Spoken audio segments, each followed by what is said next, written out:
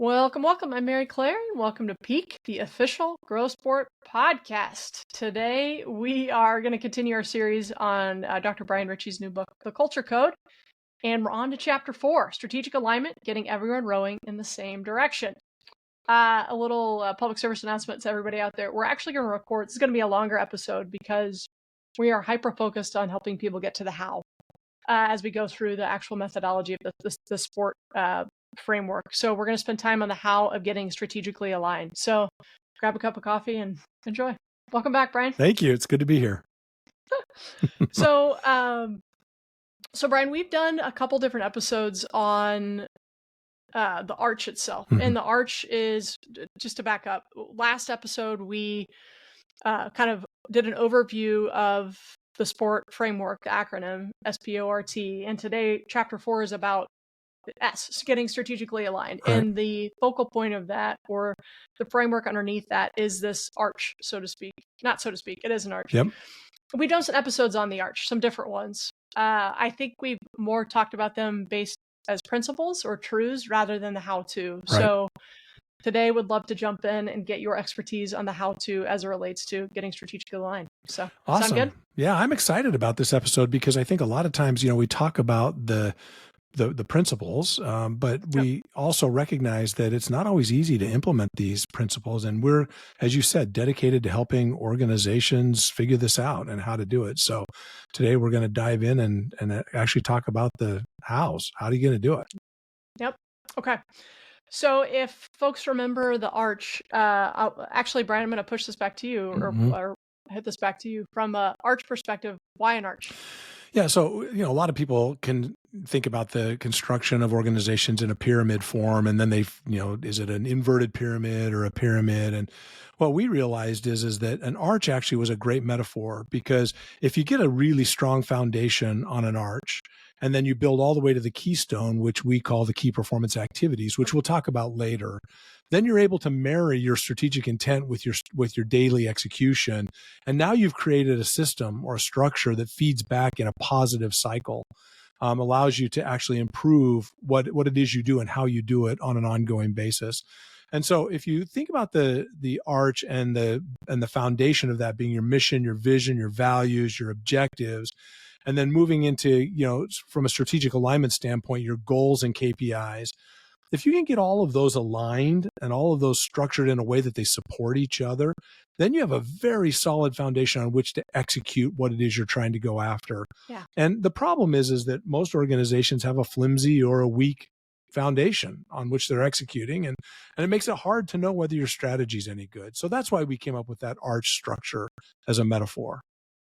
I think it being the foundation too, like I am more and more so as the days roll on, emphasize that mission, vision, values are actually decision-making tools. Correct. Not just something you put on the wall. The more clients we work with, and as we build our own business, and it is, it just keeps you focused. So that's actually a great place to start here.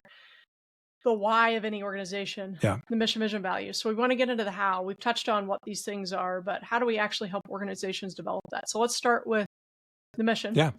Tell us how we think about mission and what's the process somebody can use to work with their team or as an individual to develop that mission. Yeah, fantastic. So the mission is just simply, it is the purpose for which the organization was created. Now, sometimes people get a little hung up here and they say, oh, well, we were created to make money, or we were created to help people.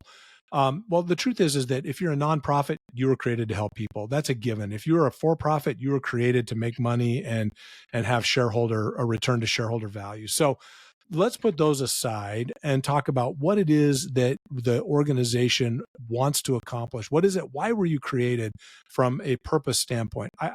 There's a couple of great examples of this. I love Archer Daniel Midland's mission, and that mission really is to feed the world. I mean, the point is that and to do so in a sustainable way. So if you say, I'm going to feed the world in a sustainable way, well, if I'm an employee, I'm like, well, do I want to be a part of that mission? Is that something that resonates with me? Is that exciting to me? Do I want to get up in the morning for that? But if you think about it just simply in those terms, it's why does the organization exist? So in that sense, you can sit down and you can think about what is it that we're trying to do here as an organization and create that purpose and that mission. It's really that simple. But now, how do you go do it? Okay. We always say, get your senior team together. By the way, this first strategic structure in terms of who we are to be aligned is really a leadership responsibility. So get your senior leaders together, sit down and have this discussion. Why does the organization exist? You can have that back and forth brainstorm, come up with ideas. A couple things we've learned: don't wordsmith it all together. That'll be a dumpster fire.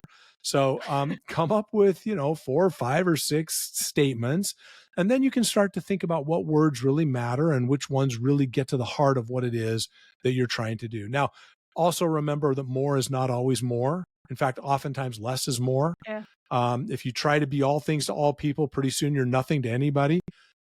But this is just getting together and coming up with that statement that resonates with why you exist as an organization. I think the good litmus test that is, if I read this and I internalize it, does it get me out of bed in the morning? Yeah. Does it get me excited?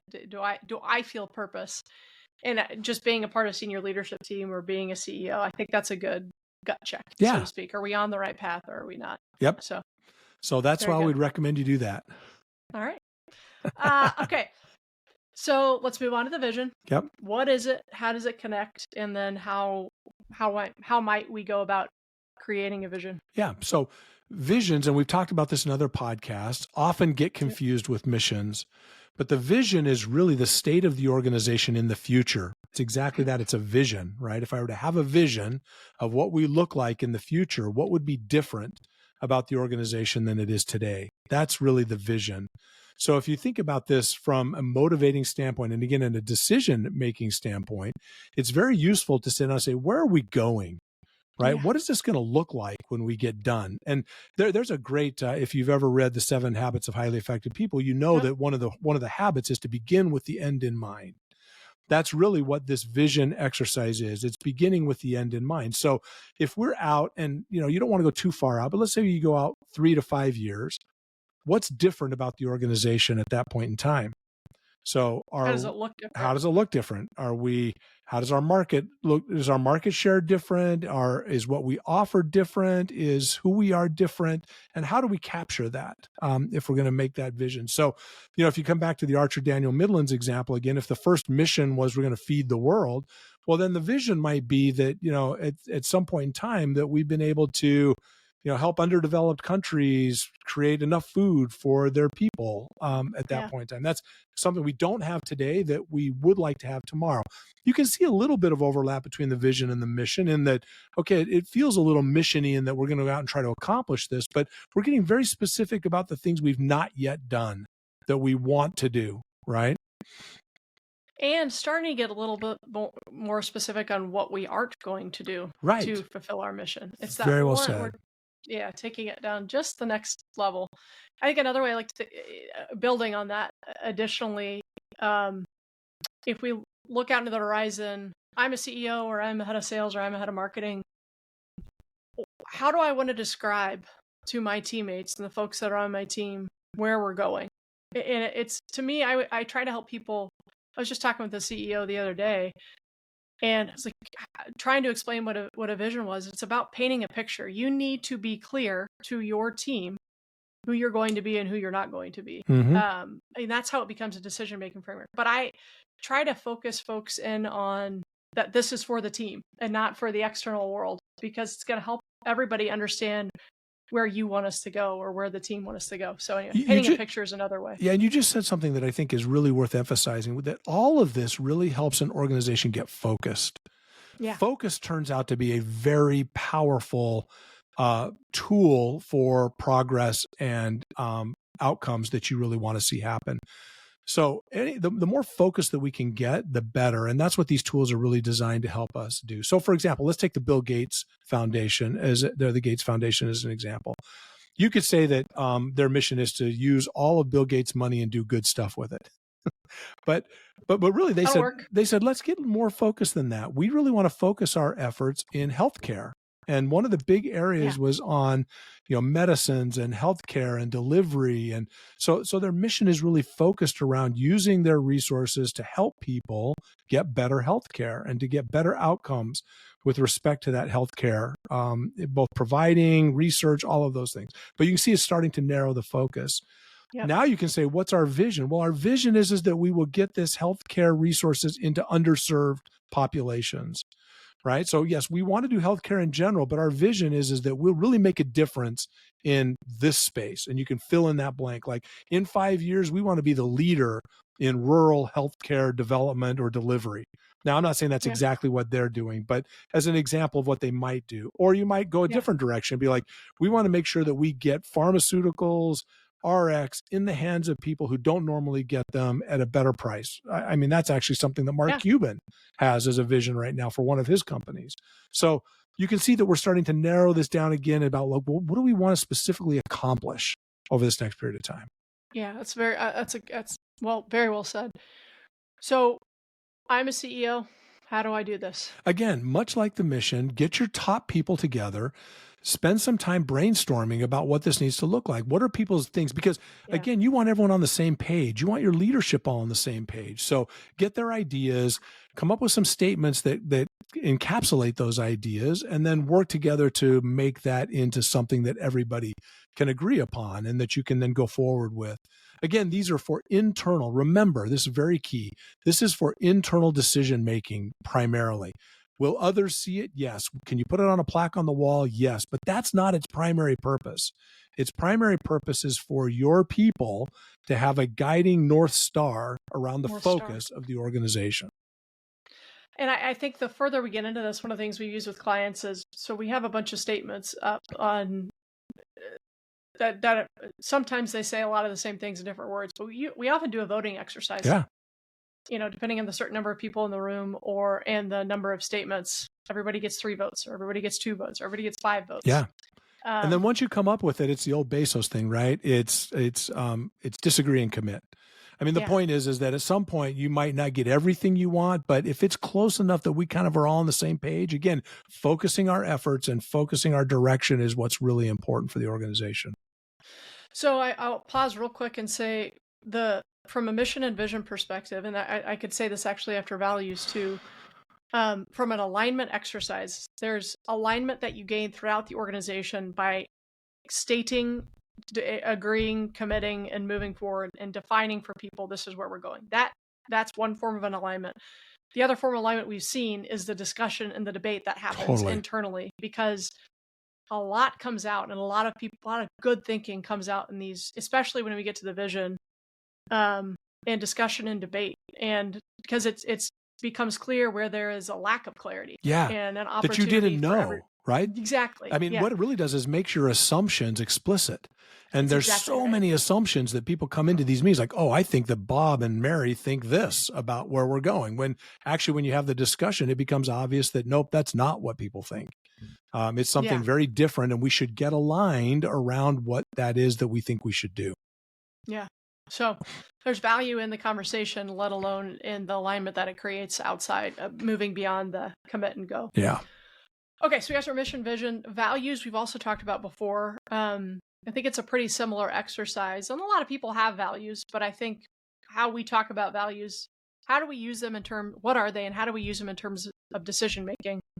And then how might one come about creating them if they don't have them? I'm going to say something here that I think will be really helpful to people, because the problem with values is that there are thousands of things you might choose to be good values. I mean, I love the conversations when we get in. They're like, we should choose honesty. No, it should be integrity. No, it should be truthful. Well, the real truth is in all of that is that all of those things are very, very similar, and they're all good. And it'd be hard to say, no, we should not be truthful, or no, we should not have integrity. So I'm going to give you a little pass here and a little help, which is this.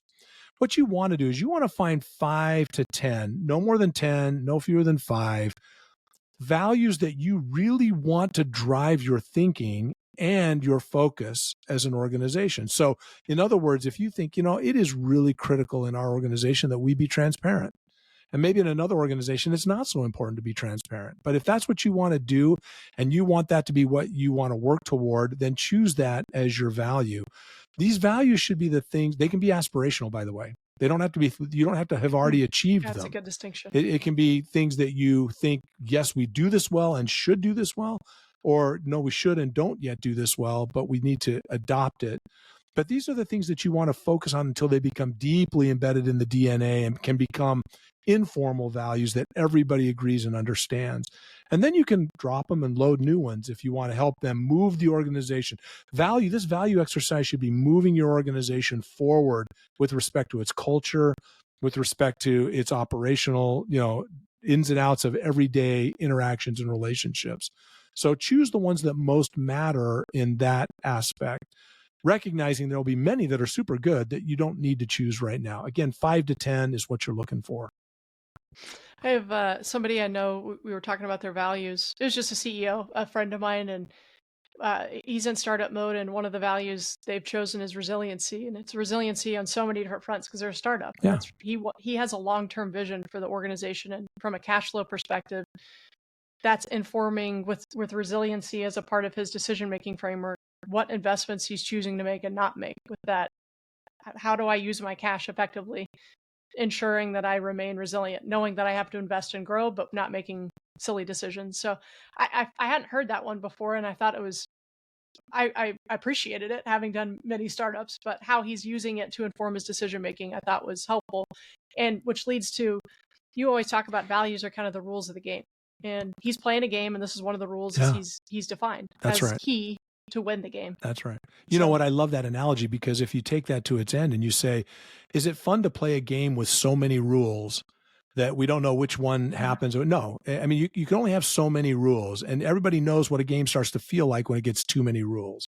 The same thing is true with the values. Now, it doesn't mean you can't have a lot of other values that are not the ones you pick out and pull out to be specific, right? But you want to take a handful that you can really work on and that you really want to define the business and use those as your value set.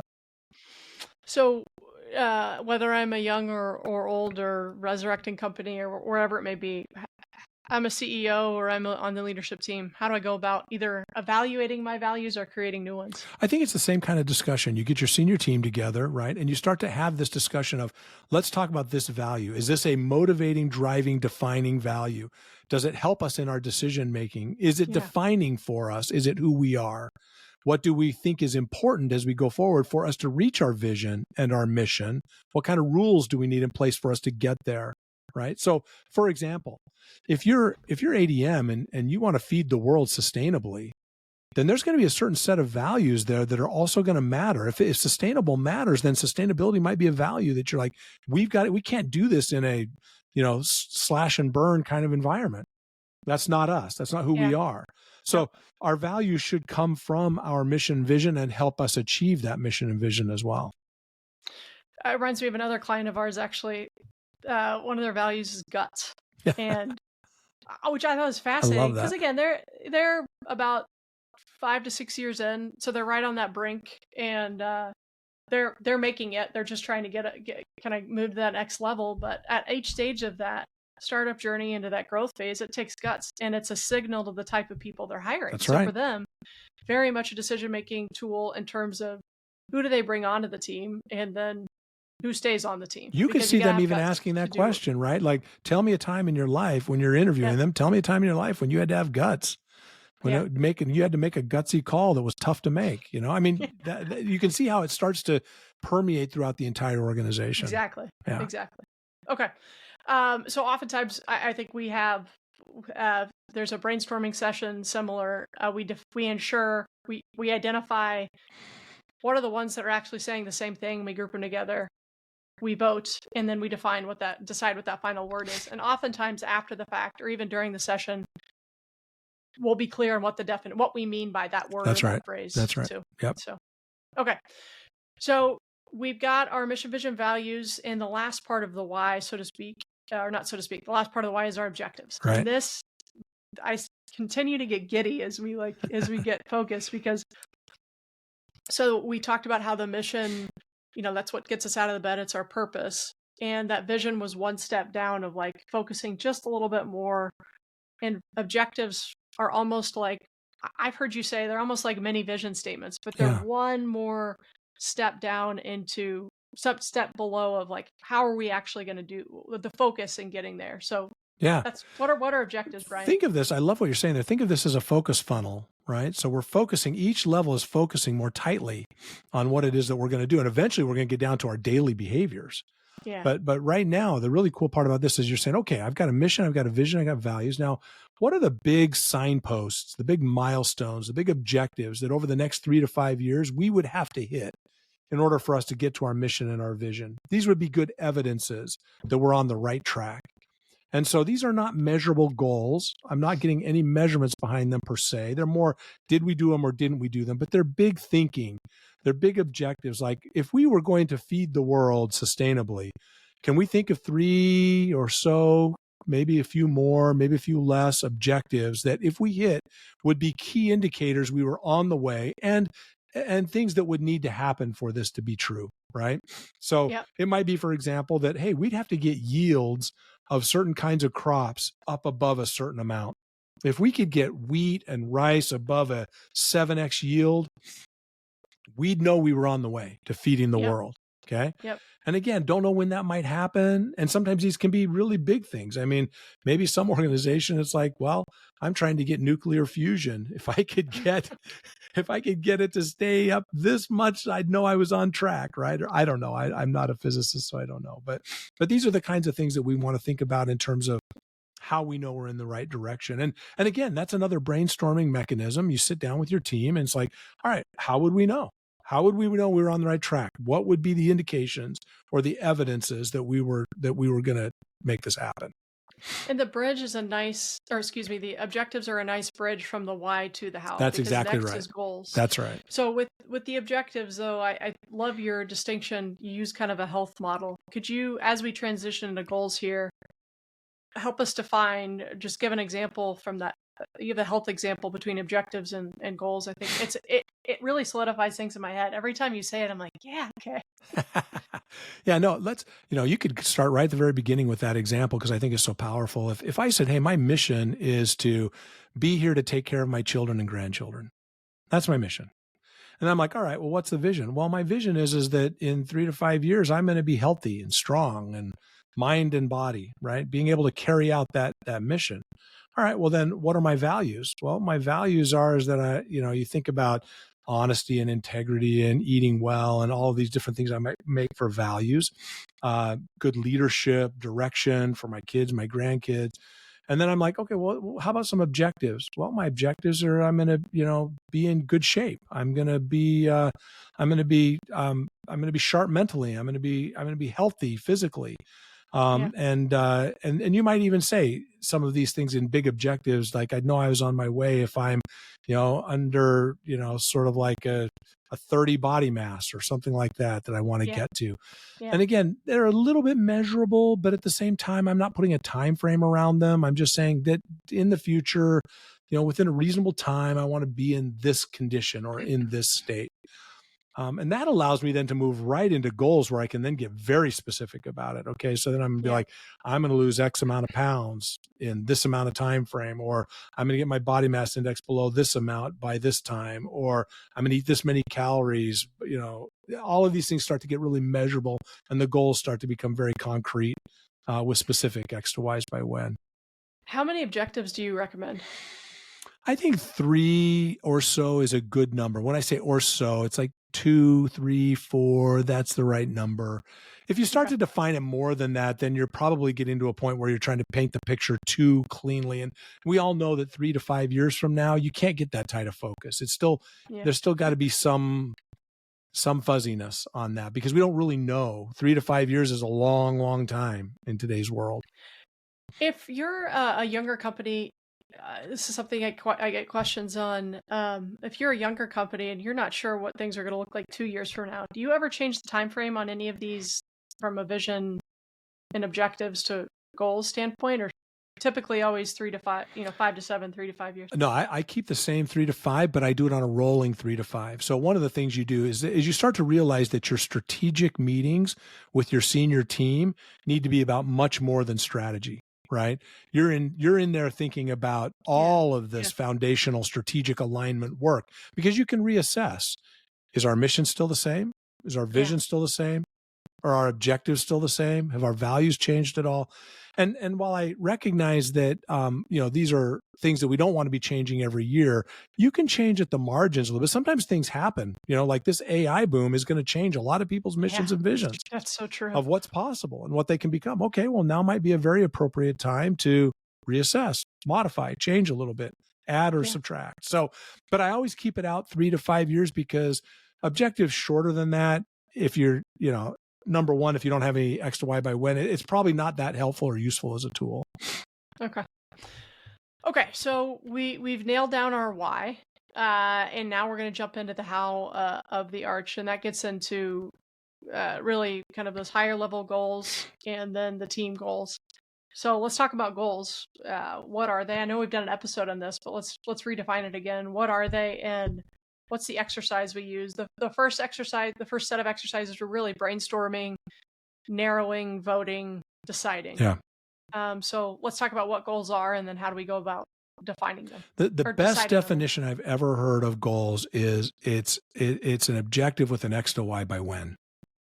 So the X is the starting point, Y is the finishing point, by when is how long is it going to take you. And that gives you the complete measurement, right, for that goal. And it's really important, because a lot of times people have goals like, I'm going to improve my health.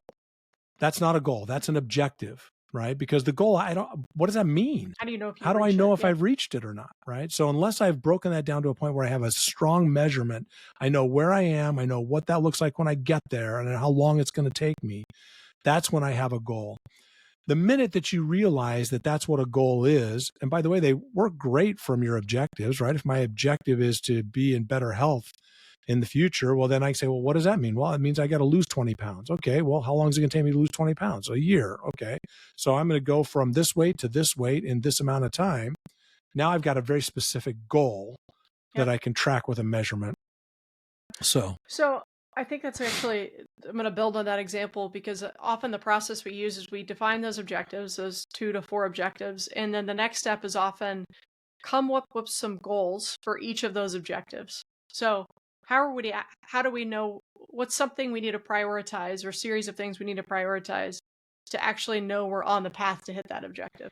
And this is where it really becomes the easy says do hard, right? I mean, this requires some hard thinking. And again, with your senior team, to sit down and to say, what is it exactly we need to accomplish in order to get to these objectives, to hit these objectives, to have them happen? So, if you think about this, let's come back to our ADM example. If they say, well, we need a 7x yield on this seed, and I don't even know if that's right. Maybe it's 1,000x. I don't know, whatever the right X is.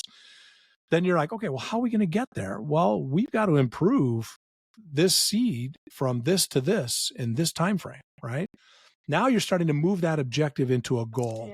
So that might require some research. It might require, now you're getting into activities, right? But notice they're all aligned. If I do the right activities and I can close the right gaps in the goals, I hit the right objectives, I reach our vision and our mission, all while playing the game within the rules of our values. So that's the challenge. Okay, so we've got 2 to 4 objectives. It gets there's the challenge in what you just stated, and then there's the next challenge of how many goals do we allow, Brian? At the top of the organization. It's 1 to 3, and now people are freaking out when they hear me say this, but this is definitely a case where more is not more, less is more, and focus matters. And there's a couple things I can say here that will help you get a picture of this. One is, you got 10,000 planes in the sky in the world at a time. How many of them should you land? You should land all of them. Should you land all of them at the same time? No. That is a plane wreck, literally, right? So what do? You line them up and you land them one at a time, maybe 2 at a time. At the biggest airports, maybe 4 at a time. but you've got to get them down that way because you got to focus on them. You got to give them your attention. You got to give them your time. And there's a physics equation that also works in my mind on this as well. If I'm trying to do 20 things, I have 100% of my energy. That means that if I give every one of them the same amount of time and energy, they're going to get 5% of my time and energy. That means that that's a very little amount of time and energy. If I'm doing 2, they're going to get 50% of my time and energy. That's just a physics equation. You're just going to get more done. So the point here is that you got to just come up with 1 to 3 and get those done and then load more. So the trick is, as you've mentioned, is, okay, I've got these 4, 5 objectives. What are the 1 or 2 things I should do now? The most important things to do now to get us to those objectives. They can be temporally important. They can be resource important. They can be people important, but they may not be urgent. I can't stress that enough, but they are the most important things that we need to be working on right now, that if we don't do this, we're not getting to the objective. Yeah, that's super well said. So at the highest part of the organization, this could be the highest level of a team, so it could be a division, but we're going to have no more than 2, maybe 3 gaps to close or goals. And the other thing to calm people's heart rates at the moment is that oftentimes when we are brainstorming goals, all these goals brainstorm, and then we realize, well, that goal actually feeds into the higher level goals. So that can become a team, the next team down. And so usually not all, but most of it gets built in because we put it all at the top of the top level. In reality, a team can just take care of that, or an individual can just take care of that. Yeah, think about it this way. If you're at the top of the organization, you choose 2 goals, and then every team under you, the leadership chooses 2 goals to make those 2 goals happen. Now you're, 10, 12, right? Then if those teams under there pick 2 goals to make this level of goals happen, and this is the deconstruction we talk about that keeps it all aligned. We don't just say to people in the organization, come up with goals. We say, come up with 1 to 3 goals that make the goal above you happen. Then you might have an organization, depending on how big it is, where you've got hundreds of goals. That's okay. Yeah. Each team only has 1 to 3 goals, and those all align with all of the goals above so that the organization is all moving in the same direction. The other thing I would give a public service announcement to is the point of this exercise is not to encompass everything that the organization needs to get done to bring dollars in the door and deliver products or services. This is a very much a focusing exercise. When we go back to, in our previous chapters, the quadrant of not urgent but important quadrant. These are the stuff in that quadrant, upper right hand corner, that we're saying we need to put focus on. It's something we could not put focus on, but if we don't, then we're not going to move the needle. We're not going to actually grow and evolve as an organization. So, which gets me to, Brian, KPIs. So people always confuse goals with KPIs, key performance indicators, and want to shove it all together. So what do we do? How do we help people? So this is a very important distinction. And, I want to go back. I think it's important to go back to what you just said on the quadrants to help us make sense of the difference between these two. You don't need goals for any other of the 3 quadrants. Urgent stuff is just going to happen because it's urgent. The nature of the business. If it's urgent and important, you're going to get it done that day, because otherwise things are going to fall apart. The other 2 things, you don't care whether you do them at all. If it's urgent and not important, right? Or not urgent, not important, we shouldn't even do them, right? So then the urgent, important are the only things you need to put goals around, precisely because we won't do them otherwise. They're a gap to close that we need to fix, right? Yeah, that's well said. Now, counter that with a KPI. A KPI is not a gap.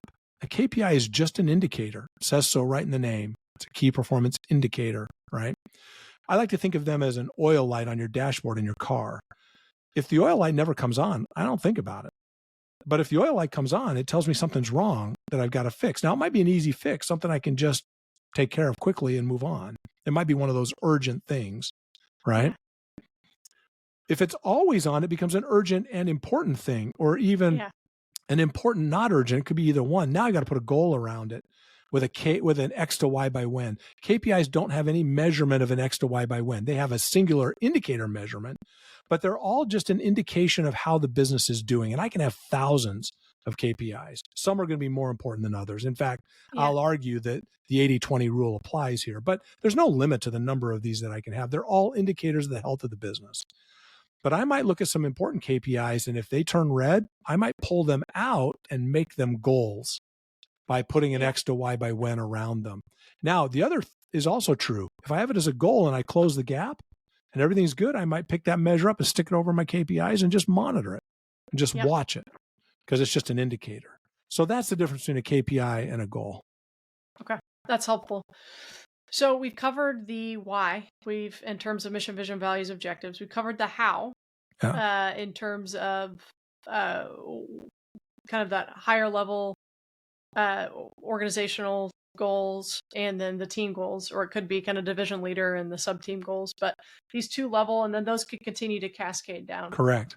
And all of that is kind of an ongoing brainstorming exercise that then we figure out we have that discussion, often a voting around what are those 2, maybe 3, but I usually try to force people into 2 key gaps to close. And then that conversation, what do we need to drive those, and what do we need to drive those, and so on. But that's a brainstorming and voting exercise. But again, it's another commit and go. Yep. So you may not always agree, but it's a commit and go. Yeah. I think the other thing I'd add, making sure that the goals we define, they're easy to find the measurements for, or we have a process by which to make sure it becomes easy to find. Yeah, there's 2 points there really important that you're bringing up that I want to emphasize. One is that an average goal with great measurement is better than a great goal with average measurement or poor measurement. Yeah. So the measurement matters a great deal. It'd be better for us to go after a goal that is maybe not the optimal goal, but has great measurement, than it would be to go after an amazing goal that we can't measure. So that's a really important differentiation. Because otherwise, if we can't measure it, then we're not. Why, Brian? We make no progress. We don't know when we're making progress against it. Yeah. Seems obvious, but I feel like we needed to state it anyway. Yeah. Okay, so we're now getting into, we got the why, the how, and then the what. What are we going to do about it all? Yeah. So we're getting into the strategies and then the key performance activities. So talk about what happens next in terms of if we've done this right. Yeah, and if we've done this right, then this process starts to get easy at this point, in the sense that it suggests to us the things that we should be doing and what the strategy is in order for us to achieve our goals and hit our mission, vision, values, and get to our objectives. And so what we really want to do now is be very purposeful and intentional about connecting our daily execution to this strategic structure that we've just created. So we have this whole set of everything that's defined and focused our organization. And now we're like, all right, what should we do this week to help move the needle on that goal? And notice how well that sets us up to be engaged and accountable. Because if I say, okay, well, here's what I'm going to do this next week to help move the needle on this goal, now you can hold me accountable to that. Did you get it done? How well did you get it done? Is it moving the needle? This was my second point of before is the perfect can be the enemy of the good, in that choose a good set of goals. Don't worry if they're perfect, because as you start to go down the path of executing against them, you're going to learn very quickly whether they're any good or not. And then you can make modifications, and you can do the iterative process of tightening them up and getting them right. And as you work on them, you'll recognize, oh, you know what, we should have done it this way, or measured it this way, or thought about it this way. All of that will come as you work on it. So don't let the perfect be the enemy of the good. Well said. Well said. Keep going. Yeah. So back to the KPAs. What this allows us to do now is to say, I'm going to choose these key performance activities. These are the activities that if I do them, will move the needle on the goal this week. And then I'm going to come back and report on them at the end of the week. Yeah. That way I get accountability every week. I get some effort every week on the goal. I get some progress and some evaluation every week on those goals. And again, these KPAs, because the goals and the whole premise of the model is not to encompass everything that goes on in an organization, you're going to have a to-do list outside of these KPAs. But these KPAs are often, again, those not urgent, important activities that we could avoid doing. Like, that's right, the 5 sales calls, or whatever it may be, having a strategic brainstorm conversation on our top 3 accounts. Yeah. Or those are very sales oriented, but But it's a way to create new behaviors or ensure we get things done that could be avoided, Right. or oftentimes help us think of things we wouldn't even consider doing because we've never had this level of focus before. That's right. These are things Yeah. that we typically don't want to do. That's a great way to think about good KPAs. They're things that we know we should do, The but don't litmus want to test. do.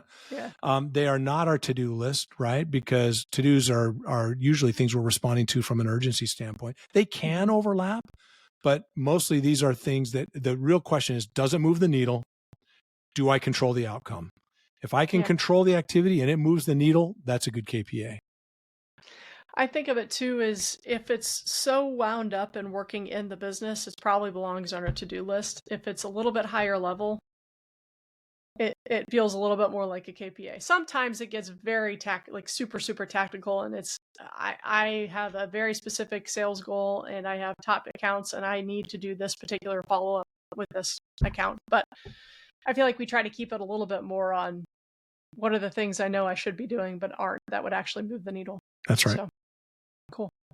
Brian, this was fantastic. Any final words? We really dove into S in terms of the in terms of the sport framework, SPORT. We spent today speaking on or explaining the how behind strategic alignment, using the arch as our framework and going over each component of the arch. Anything else you add? I'm a CEO. I just listened to this lovely episode with a couple of cups of coffee. What do I do now? Go do it. You can do it. I mean, really, you can do it. It just is a very structured process that you can do. And if you need help, reach out to us. We're happy to help. We're here to help. We want to see you succeed at this. We know that it says easy, but does hard. But these steps work, and we've seen them work with Fortune 100 companies down to single solopreneurs and startups. The principles apply. Well said. Well said. Well, Brian, thanks for another great episode. We're moving along in the book, which is exciting. So thanks for joining us again. And thank you to all of our listeners. If you enjoyed this podcast, please like and follow us on Spotify or wherever you get your podcasts. Until next time, we hope your drive toward peak performance is successful. Talk to you soon. Bye.